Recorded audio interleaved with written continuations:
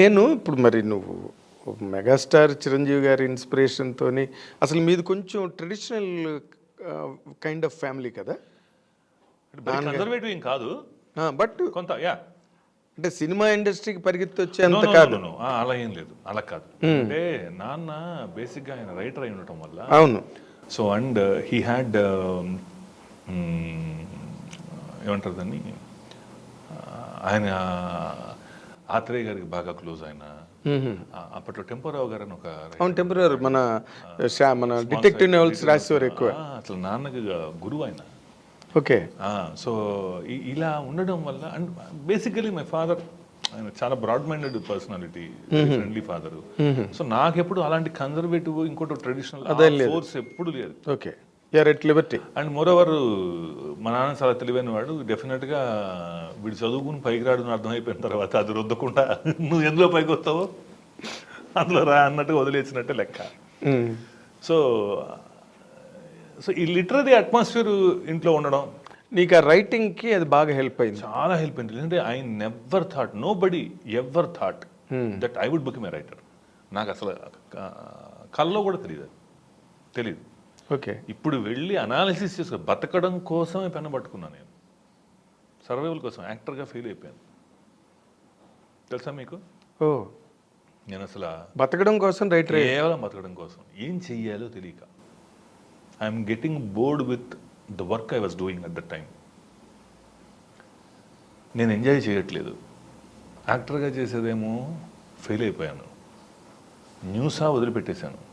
హీరోగా చేయటం వల్ల అక్కడ సినిమాలు రాకపోయినా టీవీ సీరియల్స్ వచ్చాయి. టీవీ సీరియల్స్ వచ్చాయి. మార్నింగ్ నుంచి నైట్ దాకా గొడ్డు చాకరీ. I was not enjoying that. All of a sudden మానేశాను. చేయాలనిపించట్లేదు, కిక్ లేదు. వాట్ టు డూ, ఎలా ఉండాలి ఇండస్ట్రీలో. సినిమా అవకాశాలు రావు యాజ్ అన్ యాక్టర్. వచ్చిన అవకాశాలు నేను ఇట్లా ఎక్కడ చూస్తారో వారు ఏంటి అని అన్నప్పుడు వైకాంట్ ఎందుకు అనిపించిందో ఏంటో కూడా తెలియదు. ఆ స్టోరీస్ రాయడం ఎందుకు ట్రై చేయకూడదు, అదేమైనా వర్కౌట్ అయితే నేను ఇండస్ట్రీలోనే ఉంటాను కదా. సో ఫైనల్ గోల్ ఇండస్ట్రీలో ఉండాలని, ఇదే ఫైనల్ గోల్. ఇంకో చోట వేస్తే బతకలేను నేను. నేను హిట్లు తీసినా ఫ్లాపులు తీసినా నన్ను భరించాల్సిందే. ఎందుకంటే because I can't survive out side. అదేలే, నాకు ఇంకో పని రాదు. ఎంజాయ్ చేయలేవు, కిక్ రాదు. నువ్వు నీట్ అయితే కిక్ ఎంజాయ్ చేయడం చేయకపోవడం అనేది మీకు వచ్చిన పనిలో. అవును, ఇప్పుడు నాకు టీవీలో యాక్ట్ చేయడం వచ్చిన పనే, నచ్చిన పని కాలా, అంతే కదా. ఎస్, పనే రాని పనిలో పెడితే అసలు ఇంకా మరి ఫస్ట్ నుంచి లాస్ట్ వరకు అన్ని ఫ్లాప్సే. సో అటు వెళ్తే నేను ఉండలేను. సో ఇక్కడే తిరగాలి.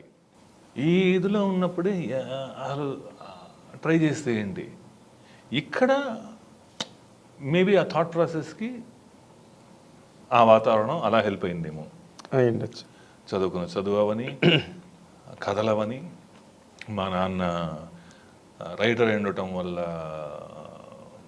సో నావెల్స్ చదువుకునే freedom Avani, the quality of reading might be turn me into writer, I don't know. అదేలే, ఇవన్నీ సో ఐ అన్నోయింగ్లీ కాంట్రిబ్యూట్ చేసి ఉండొచ్చు. I started grooming that habit of writing. తెలుసుకోవడం మొదలుపెట్టాను. ఎవరి దగ్గర పని చేయలేదు. సో ఇక్కడ ఉండడం కోసం, బతకడం కోసమే చేసింది. అది ఎప్పుడైతే మొదలైందో అప్పుడు కాన్స్టెంట్గా పెట్టుకున్న ఒక గోల్ మాత్రం అంటే రైటర్గా సక్సెస్ అయిన తర్వాతే డైరెక్షన్ చేయాలి అనుకున్నాను.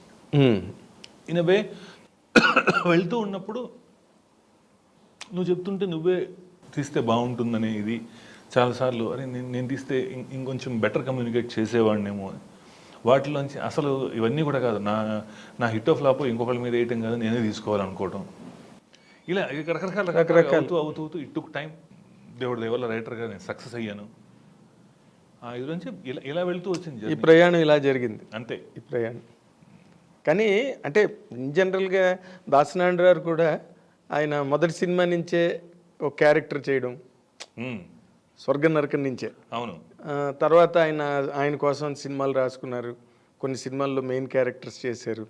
కోడి రామకృష్ణ గారు కూడా చేశాడు. అవును, ఆయన కూడా కొన్ని సినిమాల్లో. అలాగే నువ్వు నీకు అనిపించలేదు ఎప్పుడు కదా నీ కథ ఒక క్యారెక్టర్ చేద్దాం ఆహా, నాకు వద్దని కూడా అనరు నిన్ను ఒకళ్ళు చేస్తావనంటే. నాకేం అనిపించలేదు అట్లా ఎప్పుడు so completely committed to writing or committed to directing. అంతే దీనిలోకి వచ్చి now I'm enjoying this very nice.